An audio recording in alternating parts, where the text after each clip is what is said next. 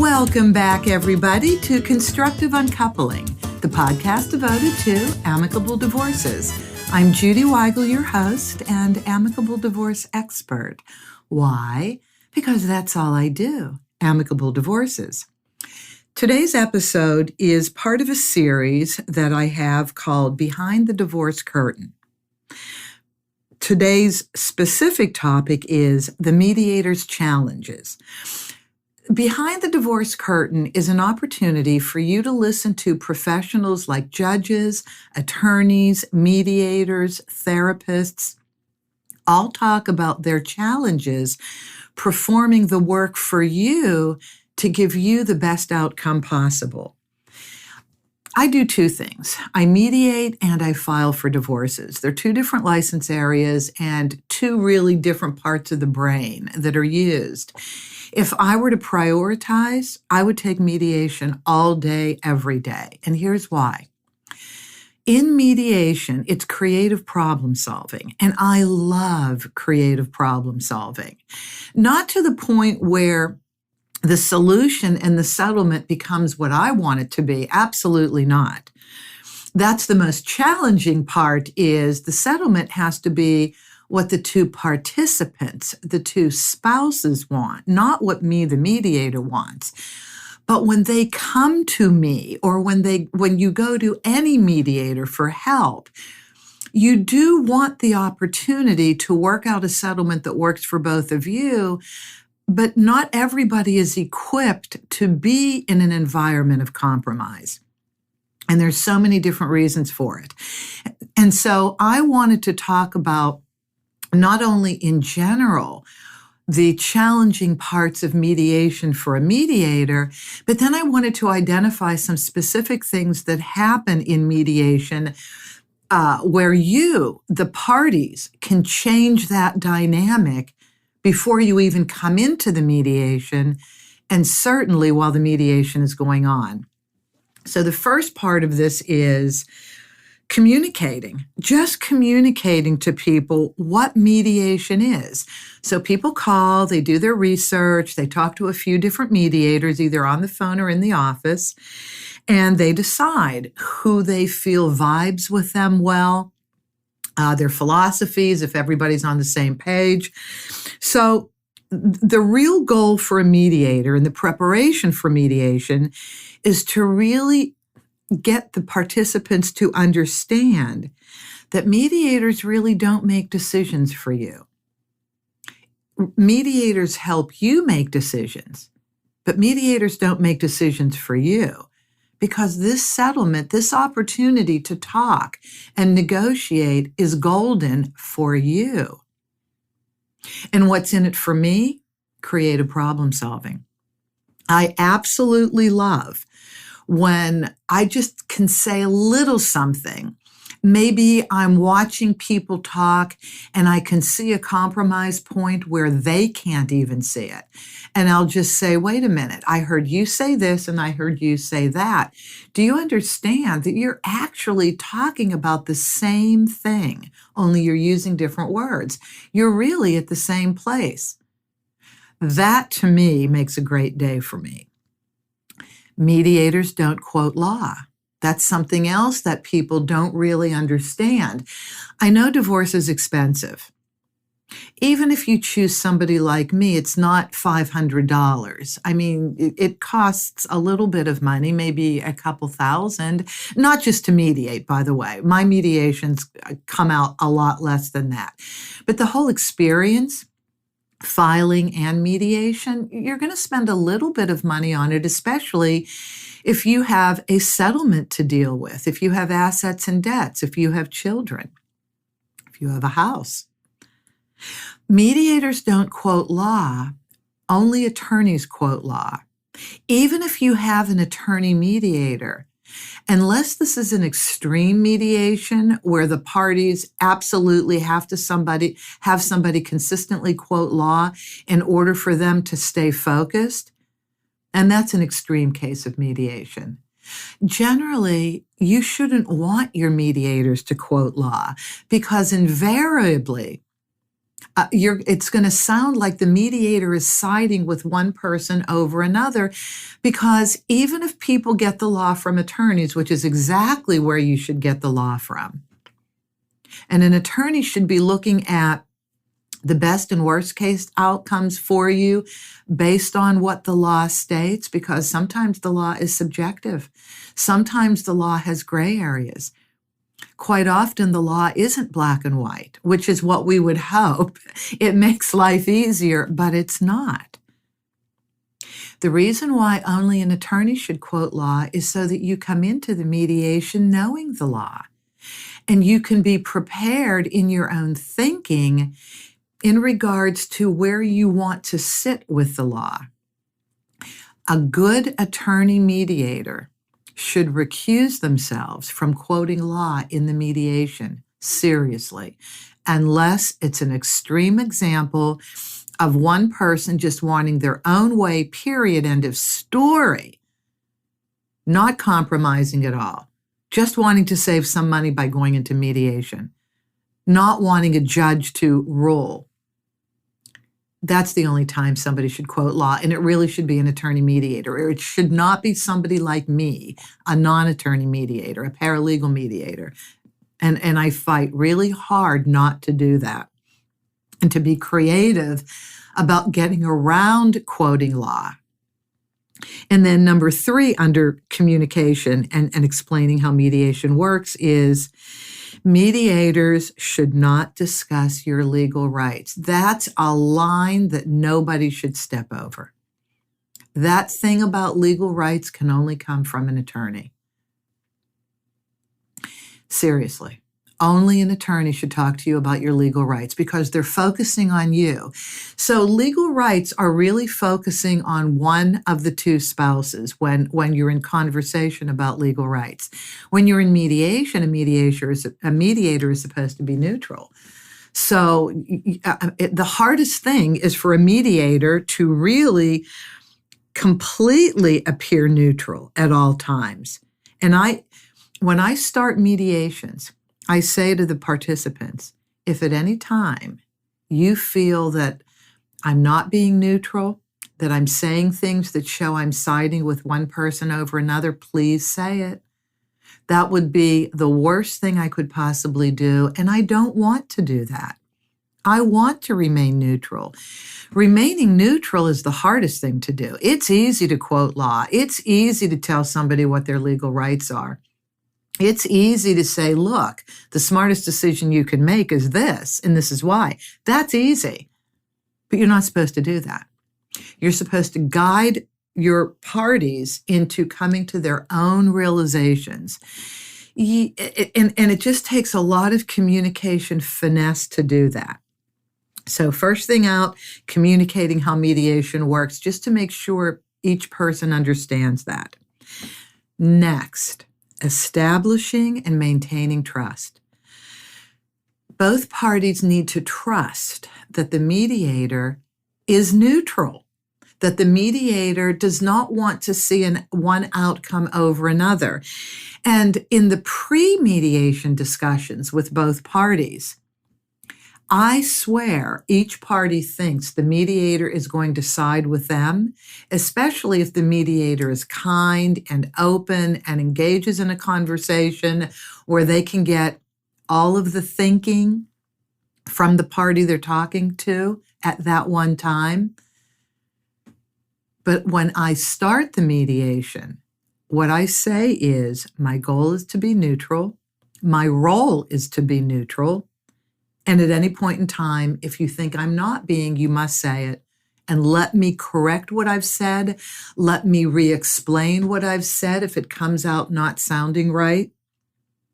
I actually had a situation with a mediation that turned out beautifully, but it was tough. It was about co-parenting. And the father was one of the most nurturing people I had ever listened to. He started crying in the mediation.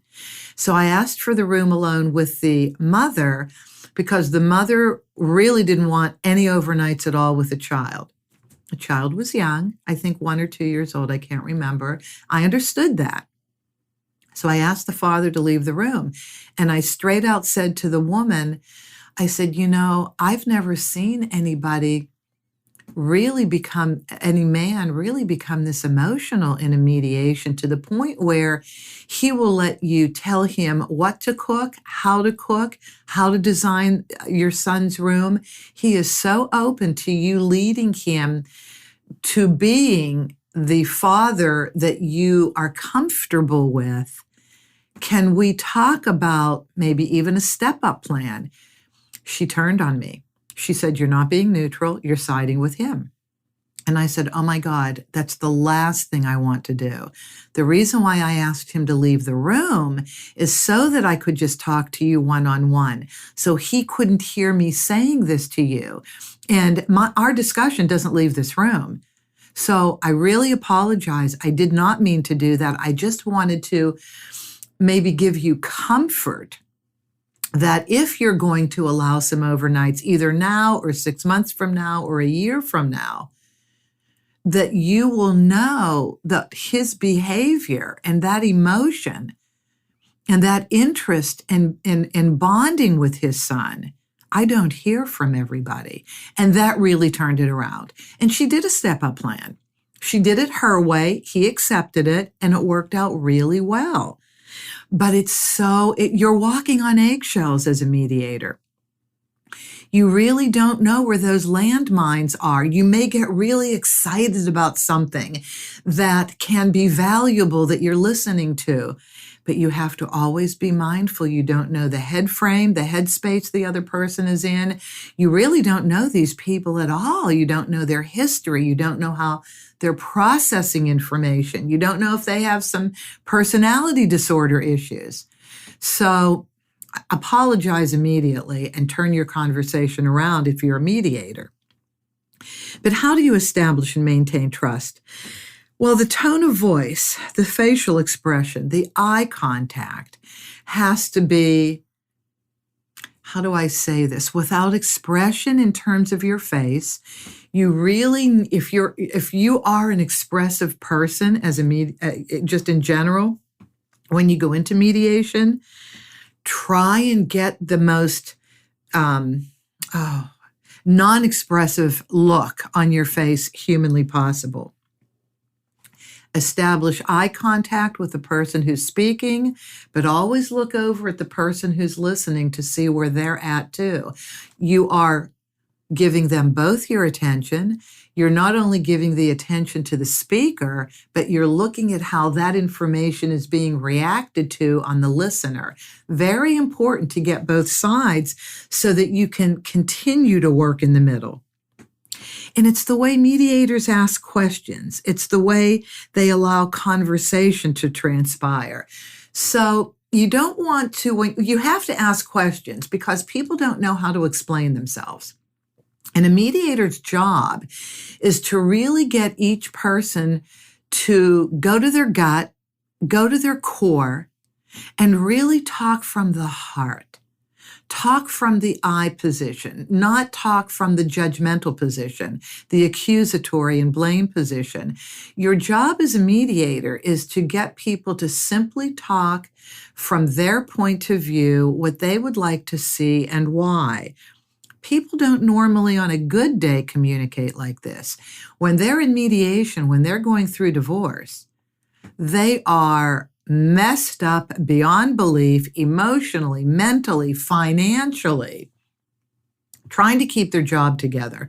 If there's kids, trying to deal with the sadness and all of the, all of the confusion the kids are going to be going through, and making decisions for settlement that are going to be written in a settlement agreement and it becomes a divorce decree, a court order. So the way you ask questions is supposed to bring everything out that needs to come out in order for both parties to say, well, I had no idea that's the way you thought. Oh my gosh, now that I understand this, yes, okay, here's what I can be willing to do. That's the result. What I just role played is the result of a mediator asking the right questions, not to be accusatory, not to put you on the witness stand, but to get you to open up and really talk in a way that you've never spoken before. What else? Even though spouses have to make the decision to hire the mediator together, one spouse may trust the mediator's ability to be neutral more than the other spouse. So you just have to be aware of that. Sometimes one spouse is kind of dragged along. They really don't want this to happen. Okay, this woman sounds fine. She sounds like she doesn't have two heads. But, you have to work harder for that person as a mediator. And then establishing and maintaining trust through giving equal talk time to both spouses, or reining in a talker. There are some people that just talk endlessly. They talk endlessly because they're afraid to listen to the other person, seriously. So the more they keep talking, the less they have to listen. Or they're just so nervous that they have to keep re-explaining. So a mediator has to show the other person that they're going to give equal time, and you have to know, a mediator has to know when to say, I really get what you're saying. Turn to the other person. Do you understand? Okay, so can we maybe now throw this open to the other person now? That's how you have to balance time, which means you're showing balance. And that's contributory to establishing trust. Creating an environment for compromise. Mediation is a compromise. That's what it is. It's a negotiation, it's a conversation, it's a compromise, which is why it's so important to get legal advice before you come to the mediation, so that with informed consent, you can engage in compromise. So how does a mediator establish and create an environment of compromise? You use a gentle but strong tone of voice. You really have to work hard to keep people in the middle, to allow people to say what they want to say, and then ask, do they have options that they're looking at? Explaining that divorce is a compromise throughout the mediation. When one person says, you know what, this is just what I want, and if I can't get it, we're going to go to court. I hear that not every mediation, thank heavens, but I hear that enough, and I just say, everybody knows that court is there to help you. And so, yes, if you have to go to court, that's fine. There's nothing bad about it. Don't think you did anything wrong if you have to go to court. Sometimes you just need a judge to make a decision for you. And so just saying that calms everything down. But when people get very insistent on their way and they can't compromise, you kind of just have to move past it as a mediator and keep talking. If you cannot take that so seriously and just say, yes, yes, yes, court is there to help you, not to hurt you, but to help you. So we always know that you can go to a judge to finalize these decisions. You can also say, well, there's the law and there's what works for you.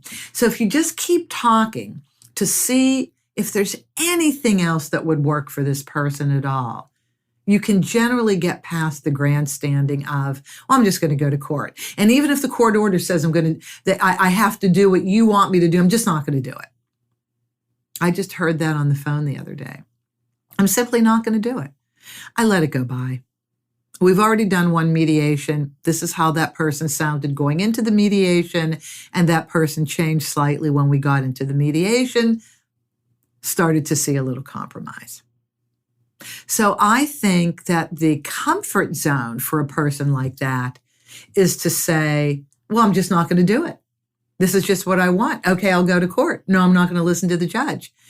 That's the comfort zone until a compromise can be reached that works for them.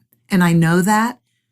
And so that's why I just keep going forward. Okay, we can go to court. I understand you don't want to compromise. I'm just going to throw something out there, something that worked for another couple, and just see what you think. Keep talking. A mediator's challenge is to keep talking. remaining non-judgmental. I cannot tell you how hard it is for a mediator to remain non-judgmental, because there will be times where you will get somebody in mediation who is so toxic, who is so mean, who is so heartless and thoughtless, or is still blaming the other person and just pounding and pounding. Or, well, let's just sit with that a second. That is so hard to deal with. And I've always said since day one, being non-judgmental is a muscle you have to exercise and tone all the time. Because I guarantee you, the second you start judging and you start thinking you know what's best for one or both people, you have lost as a mediator. You have absolutely lost. You have lost your role, you have lost your way, and you have lost your effectiveness for these two people who are trusting you. You have lost. And I want to tell you, when I see myself, and I'm a human being, I'm like everybody else, when I see myself maybe gravitating towards a little bit of judgmentalness, and I pull back and I say, stop. You cannot think like this. You cannot go there. You must listen. You must ask questions that bring out maybe past history, a little context to what's going on in terms of any deal point you're talking about. I am so happy that I've done that, because that's when I learn. That's when I learn as a human being, and that's when I learn as a mediator. That, oh my gosh, look, they just provided context to what they're saying. Now you can understand, and hopefully the other spouse can understand, why this person thinks the way they think and behaves the way they behave. And when we can reframe our perception of somebody, now we can have a wonderful dialogue. When we understand each other, we can create dialogue that creates compromise. And that's what mediation is. It's a compromise, and we can be creative in ways that we never thought we could be creative. And then lastly, the challenge for a mediator is really explaining the importance of getting legal advice before you walk into the mediation. It's so very important that you stress this over and over and over again. As I said earlier, if the mediator quotes law, they will invariably look prejudicial to one spouse who is not advantaged by that law. So yeah, unfortunately, laws disadvantage one person and advantage another, even though the law is supposedly there to create balance. It just doesn't. These are emotional situations, divorce. Just doesn't sometimes. It feels very unfair. We'll get to one of those areas in a minute, spousal support. It feels very unfair to one person over the other. That's why it's so important for a mediator to pull back and say, what I'm hearing makes me think you haven't received attorney advice yet. Is that true? Well, yeah, we thought you could tell us. No. I was serious when I said I don't quote law. I need you to know the law before you come in here so you can think about where your compromise points will be.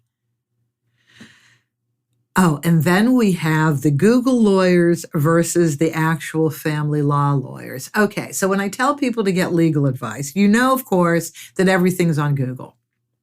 And nothing is wrong that's on Google. The internet never lies, right? Well, you actually can teach yourself a lot about law by going on Google. You truly, truly can. And if people are dirt poor and are just scraping together money to come into mediation, it's better than nothing. But if you at least have the money to pay for 1 hour of an attorney's time, you need to have a conversation about the law. You can read the law on Google and then bring that into the attorney's office and say, well, look, this is my situation. This is what I would like to have happen. How does this fit with the law? What if we absolutely had to go in and talk to a judge? Would I be granted anything close to what I would like? See, that's the conversation you can have when you go into a lawyer, making the mediator's job a lot easier to be creative and help you find compromise points. Then it's interacting with people who start quoting law. Okay. So we may have the Google lawyer, or we have the half Google lawyer, half person who has actually talked to an attorney, and now they want to sound like an attorney. So they will start quoting law. They will start quoting what we call case law. Now, this is interesting because, there are family codes, there are laws, and then there are what we call case law. So there is law as a result of a court case that has changed the way a law is enacted. And people will come in throwing things around with case law names to them. Now, I thought I had heard of all the case law. Sometimes they come in with case law I haven't even heard of. So now you have an unequal playing field. You have somebody who's playing attorney versus somebody who clearly knows they're not an attorney and just wants to have a good mediation. And so I just say to those people who are the Google attorneys, the pseudo attorneys, I just say, let's not quote case law. Let's just talk. Great that you know it. Excellent that you know it. That shows me you spent time with an attorney. That's great. Or at least you researched on the internet. Now let's just talk about what you would like to have happen. And that's the way I kind of turn it around. Guiding within the importance of getting legal advice, guiding a negotiation in which a spouse has misunderstood, the challenge, yes, has misunderstood the explanation for the division of an asset or debt, or who has received incorrect information. Okay, there's the challenge. So now you send these people to attorneys, and I refer attorneys out if they don't have any. And they come back in, they did what I asked them to do, but they're wrong. They didn't understand what the attorney was saying, or they received incorrect information. So here's what I do. I say, if you would like to take 5 minutes out of the mediation and call your attorney, here's a question I would love for you to ask just to clarify what you think the law says, just to clarify. Sometimes they do it. Sometimes the attorney is available and answers. Sometimes we put the attorney on speakerphone. Sometimes we don't. But that's really hard when the mediator knows that incorrect information has been given or the client has misunderstood. That's really tough. So you just have to be very creative in terms of saying, I just think you should ask the question a different way and let me write it down for you. And that's how I deal with it. So a few situations now that happen in mediation that are difficult when they happen. Fighting, arguing, it's so hard I can't even tell you. Because a lot of times people want to use mediation as a therapy session. I've had enough people come in, not everyone, but enough people come in that say, you know what, I just have to get this off my chest. And it's this barrage of emotion. I just need to say in front of a mediator what I really don't feel I can say in private. And then they just start pounding. And that's tough because I'm not a therapist, but I do realize divorce is so emotional. And I've had to learn over the years, how much do you really let a person say and when do you pull back? Well, you can use the other spouse as a guide. You look at the other spouse and you keep looking at both people. And when the other spouse says, look, I came here to negotiate. I came here to make some decisions. That's when you stop. That's when you get the other spouse to stop. Or here's what I've done. I ask the spouse who just came to make decisions to leave the room, sit in the other office, and I just say to the spouse who has to vent at me, just vent at me until it's all out. Because what you're doing is important. You're letting emotion out, but it's not appropriate for a mediation. I understand that the backdrop for the mediation are the things that went wrong in the marriage. I understand that, but that's not what mediation is. Mediation is a negotiation in a conversation for decisions going forward. It can't correct the past, but it's about going forward. That's what mediation is, about going forward. I had a woman when we were doing a co-parenting plan who said, well, don't I get credit for all the time I've spent with our child more than the other parent, the father? And I just said, well, that's not what this is. This is about decisions going forward. We had to talk about, well, a lot of times in a marriage, you assign duties. The father does this, the mother does that. One parent is better at doing this, another parent is better doing that. And it works when you're in the same house. But when you're creating two households, it's a whole different dynamic. It's a whole different relationship the child is going to have with each parent. So you still have to look at what each parent does well, what they don't do well, and how are these issues going to be dealt with. But their decisions going forward. But the arguments, I really did have to learn over a period of years to squelch it faster than letting it go on. I used to think early on that you just let it run its course, and then I realized that's very destructive. And so I don't let it run its course. When I see the anger starting, I give it maybe 30 seconds, which is a long time to listen to somebody be seriously angry. And then with the most gentle voice, I just say, I realize that this is tough. I do. Would you like to take a minute? Would you like to go out by yourself? Would you like us to stop for a second, give you a minute by yourself? So, you just have to calm people down, but you can't let the arguing go on. That is so difficult to watch. And when one spouse disparages the other, I can't tell you how hard that is. Even if one spouse was really rough, really hard to deal with, did like things that jeopardized the relationship, you just can't let that go on because it won't make for a good mediation.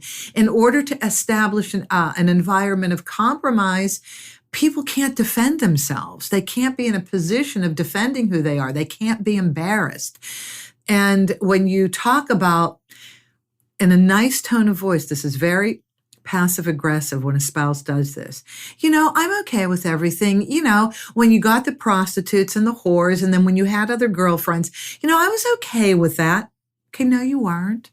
Or you wouldn't be saying it like this. No, you weren't. And who would be? Of course you shouldn't be. But to bring it up in a mediation, if it has no bearing on the decision-making going forward, which it kind of doesn't, no. You're not allowing an environment of compromise to go by. And you're actually lighting a flame to the settlement. That's what a spouse is doing. You're negotiating against your own best interests. So you have to get rid of the blame placing. And you can't bring it up in a mediation. And that, again, for a mediator is you have to keep reminding people, we are here not to blame. We are here to make decisions going forward. And the more you say that, the more they will adjust to that, the participants. Okay, so here's something that's tough for a mediator. When spouses are not prepared with support documentation for the division of assets and debts, you can only go so far. So what I do in a mediation, if they haven't brought the right paperwork, like for instance, they didn't get appraisals on the house, or they didn't really call to see what the qualifications would be for getting a loan to refinance the house. This is just an example. Or they forgot to bring the latest loan statement, or they didn't even go on Zillow and Redfin and get the average price between two. I just say, call a realtor right now. Call your loan company right now. I literally engage them in doing the work that they should have done prior to coming into the mediation. Or we just have to go as far as we can go in terms of the general idea where they want to be on their decision making. Okay, I would like to buy you out. If I can refinance and get you off the mortgage, then I would like to do that. Okay, great. Well, you haven't called the loan company. You haven't really gotten appraisals, but at least we can get that piece of the conversation taken care of. So I try and do as much as I can do without documentation, but even with, if they haven't filed their taxes yet, and we needed that to see what they made last year based on, and compare that to 2 years ago. If we're at the beginning of the next year, and that's when we're doing the mediation, and we have to establish child support and spousal support, yeah, we need the tax returns. Well, what if you haven't done taxes for 2 to 3 years? Very compromising. Well, then you go to the W-2 forms. Okay, do you at least have your W-2 forms? Do you at least, if you work for yourself and you're a contractor, do you have your bank statements we can pull that shows what you've made? So a mediator has to really think through the different ways that support documentation can be brought forward so that you can get something done in the mediation, so that you can establish compromise points. Oh, here's a big one. When the spouses have not gone through the emotional divorce first, that's when you're going to hear the arguments. The backdrop to the mediation, and I realized this early on, is the reason for the divorce, whether it's adultery, substance abuse, inability to hold a job, terrible management of finances, gambling, whatever, or just one person emotionally checked out of the marriage. That's the backdrop to the mediation. But you can't do justice seeking. Justice seeking doesn't work in mediation. And people, if they haven't gone through the emotional divorce, all the sadness, go through the blame placing, then accept their own level of participation in how the marriage was handled and executed. If they haven't gone through that first, a good mediator should realize you're going to spend money and time inappropriately. Let's stop the mediation. Let me suggest that you go through a little bit of therapy so that you can get through the emotions that have to be dealt with in regards to the reasons for the marriage, for the divorce, and then come back to mediation. And then you can engage in the discussion to make compromise and deal points. Because it's kind of a business transaction with an emotional backdrop. That's what divorce settlements are. And that's what it feels like to people. And they've actually said this, God, this feels like a business transaction. It is. It's all about money. And business is about money. Spousal support. Okay, the last two things I want to talk about are spousal support. One of the most difficult conversations of all is spousal support. When it's a marriage, at least in California, 10 years is that dividing line between how much time is available to pay spousal support. So in California, if you're married under 10 years, the rule of thumb is spousal support is half the length of the marriage. You can read it on Google. You know it's true, of course. I kiddingly say that, but that is true. That's easy. That's an easy spousal support conversation in the normal realm of man pays woman. And we're going to get to woman pays man in a second, but man pays woman, that's easy. Under 10 years, half the length of the marriage, and then we start negotiating at that point. But when it's 10 years or a little bit more, it's horrible. That's hard because it can be open-ended. It depends on so many different factors, like, how what was it like in the marriage? Were both people supposed to be working and one resisted? Were both people supposed to be working and one just had a difficulty holding down jobs, or was a dreamer, could never really get anything off the ground? Around that 10-year mark in California is the most difficult of all, and that challenges a mediator. And we have to be very creative about how we ask questions. And we have to ask questions about, well, can you talk about the marriage? What was that like? What was the level of expectation like? What's your level of expectation going forward about everybody working and fully supporting themselves? And when the man devalues the work of a stay-at-home mom, when it was decided that the wife was going to stay home and not work, toughest. I say everything is the toughest of all. Not that I'm listening to myself, but it's true. It's tough. Even if it was decided that the more traditional marriage can take place, man is earning enough money, honey, you stay home. I love that the kids come home and have a mom. This is great. Now it's time to get divorced. No, go back to work. Come on, you can work. You have a degree. This is great. Devalues the work the woman did. Well, how hard is it? We'll just divide the kids' time 50-50 and you just go out and get a job. It's really hard when the man devalues. And I don't know. I have to listen to them talk to even know whether he really means it or he has an issue with money and he just doesn't like giving it up. I really don't know. And it takes a lot of exploring to see the full thinking of the man. In order to see where their compromise points are. But let me tell you what the real toughest of all. Real. When the woman out-earns the man. And spousal support is not gender specific, it's income specific. And the man asks for it. You want to see a caged animal? The woman and women, if you're listening and you're out-earning and you're already in that conversation, I have only met one woman who got it, and she, by the way, was an attorney in another form of law, and she just got the law. She understood, this is the law, I can't fight it. It's the way it is. He always worked. It's not that he never worked. I just am in an industry where I make more money, and sometimes a lot more money. I'm going to do it. Or another example is the man has always had a great job.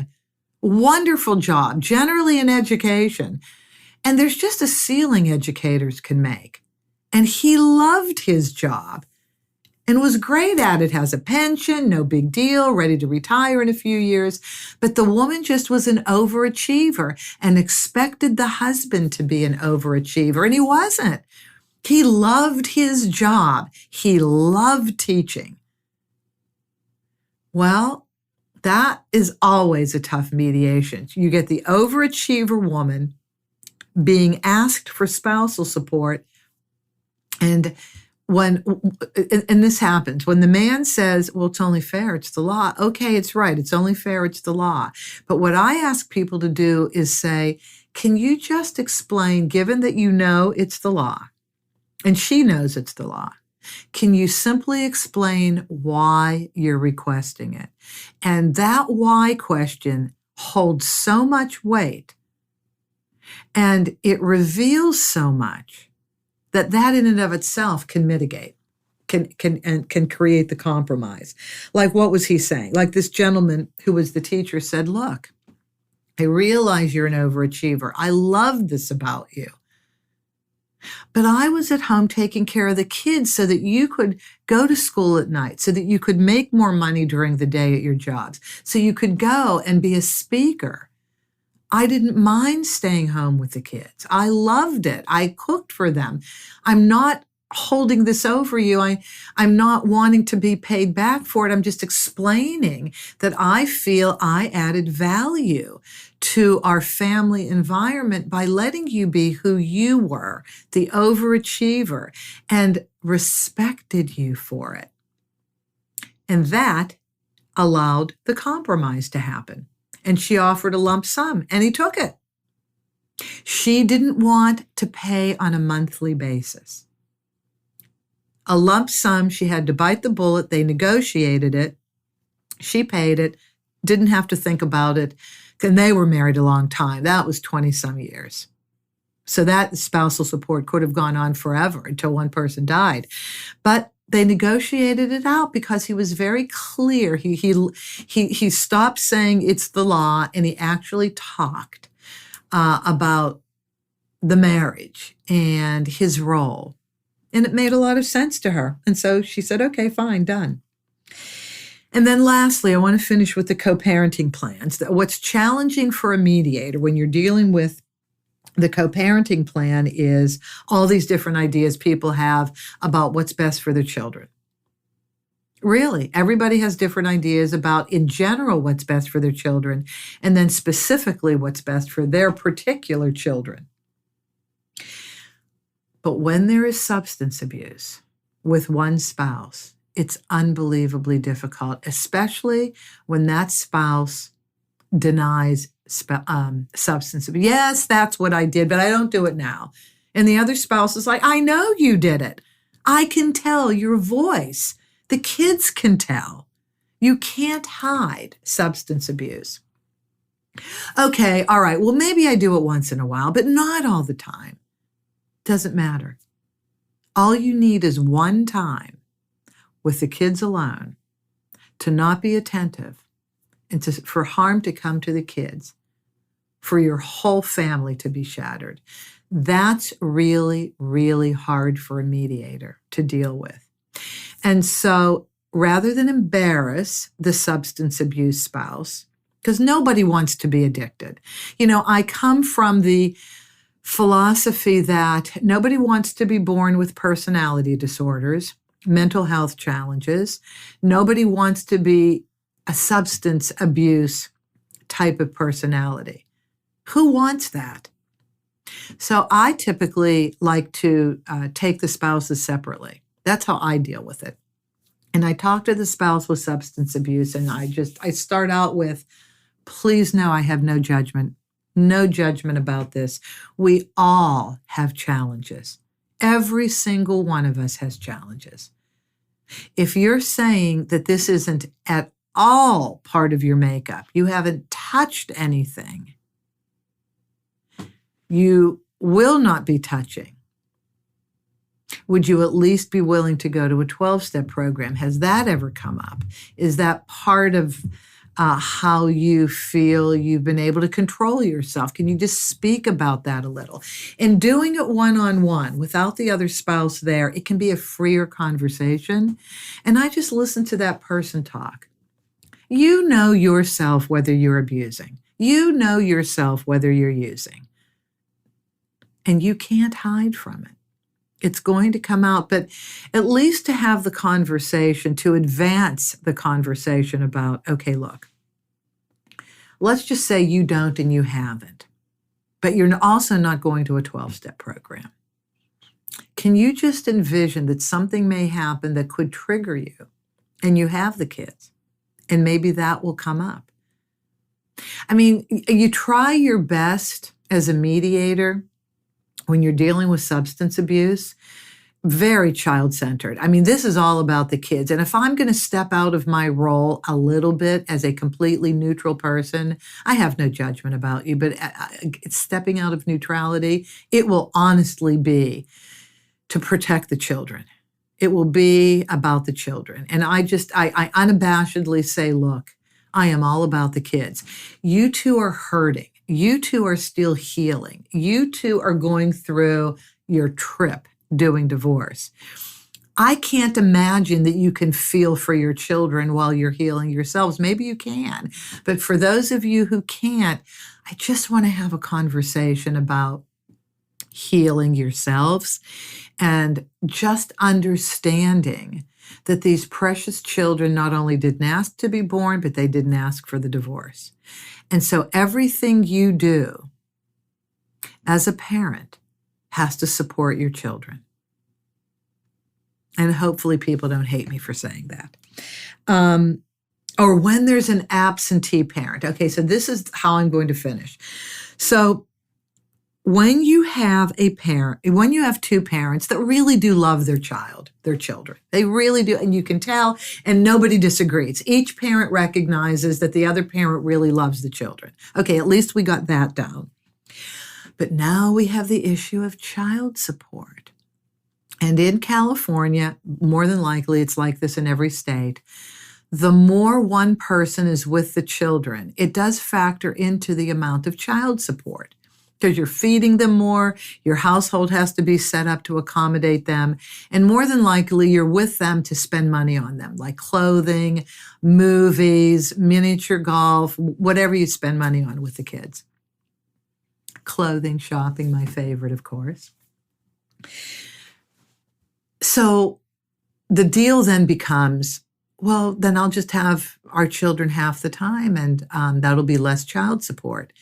No, it doesn't matter that I work 12 hours a day, 3 to 4 days a week, and then I get 3 days off.